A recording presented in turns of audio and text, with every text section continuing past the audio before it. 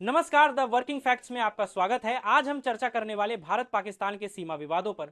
भारत और पाकिस्तान की सीमा केवल दो देशों को अलग करने वाली रेखा मात्र नहीं है, बल्कि इतिहास, राजनीति, संघर्ष और कूटनीति की कई परतों से बनी एक जटिल कथा है। 1947 में हुए विभाजन ने जिस जल्दबाजी और अधूरेपन के साथ रेड क्लिफ लाइन खींची, उसी क्षण से भविष्य के विवादों की नींव भी रख दी गई थी।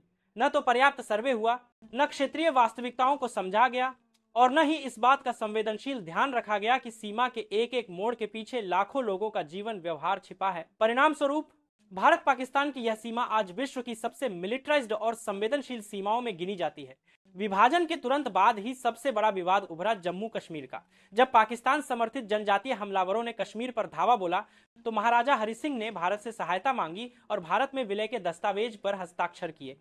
यह घटना पहले भारत पाक युद्ध में बदल गई और 1949 में जो सीज फायर लाइन बनी, वही 1972 के शिमला समझौते में लाइन ऑफ कंट्रोल के नाम से औपचारिक रूप से स्वीकार की गई। लेकिन इस रेखा ने विवाद को समाप्त नहीं किया। आतंकवादी घुसपैठ, गोलीबारी, सीज फायर उल्लंघन और राजनीतिक आरोप प्रत्यारोप इस क्षेत्र को लगातार तनावपूर्ण बनाते रहे। भारत आज भी यह मानता है कि पूरा जम्मू कश्मीर उसका अभिन्न अंग है, जबकि पाकिस्तान इसे विवादित क्षेत्र बताकर राजनीतिक और अंतर्राष्ट्रीय दबाव बनाने की कोशिश करता है। 1999 का कारगिल युद्ध इस तनाव की चरम अभिव्यक्ति था, जिसमें पाकिस्तान ने लोक बदलने की कोशिश की, परंतु भारतीय सेना ने निर्णायक विजय प्राप्त की। इसी तनाव के बीच दूसरा बड़ा विवाद उभरा सियाचिन ग्लेशियर का, दुनिया का सबसे ऊंचा और अत्यंत खतरनाक युद्ध क्षेत्र। सियाचिन का विवाद शिमला समझौते की एक पंक्ति से पैदा हुआ, जिसमें लिखा गया था उसके बाद सीमा उत्तर की ओर ग्लेशियर तक जाएगी। लेकिन यह नहीं बताया गया कि किस दिशा में और किस पर्वत श्रृंखला को आधार मानकर। पाकिस्तान ने अपनी व्याख्या काराकोरम की दिशा में की, जबकि भारत ने इसे साल्टोरो रिज की ओर माना। 1984 के ऑपरेशन मेघदूत के बाद भारत ने पूरे सियाचिन और साल्टोरो रिज पर नियंत्रण स्थापित कर लिया और तब से आज तक यह क्षेत्र दुनिया की सबसे कठोर सैन्य चौकी बना हुआ है। तीसरा विवाद है सर क्रीक का। कच्छ के रण में स्थित यह 96 किलोमीटर लंबी दलदली और लगातार बदलती रहने वाली खाड़ी है। भारत का दावा है कि सीमा खाड़ी के मध्य से गुजरती है, जबकि पाकिस्तान इसका विरोध करते हुए दावा करता है कि सीमा भारत के तट को आधार बनाकर तय करनी चाहिए। इस विवाद का महत्व केवल जमीन तक सीमित नहीं है। यहाँ से समुद्री सीमा ईएस तय होती है और उसी के आधार पर अरब सागर में तेल, गैस, खनिज और मछली संसाधनों पर अधिकार बनता है। इसलिए यह एक भू राजनीतिक के साथ साथ आर्थिक विवाद भी है।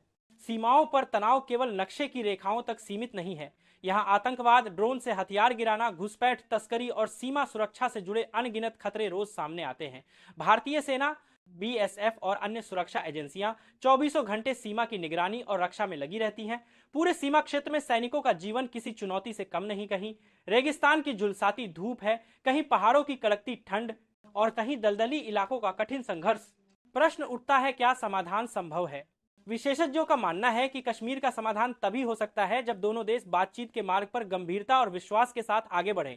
सियाचिन में समाधान का सबसे बड़ा अवरोध है विश्वास की कमी, क्योंकि दोनों देशों को डर है कि सैनिक हटाए गए तो दूसरा लाभ उठा लेगा।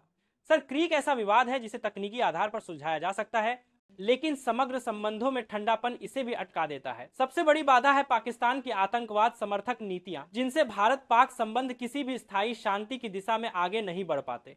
भारत पाक सीमा विवाद केवल दो देशों का राजनीतिक झगड़ा नहीं है।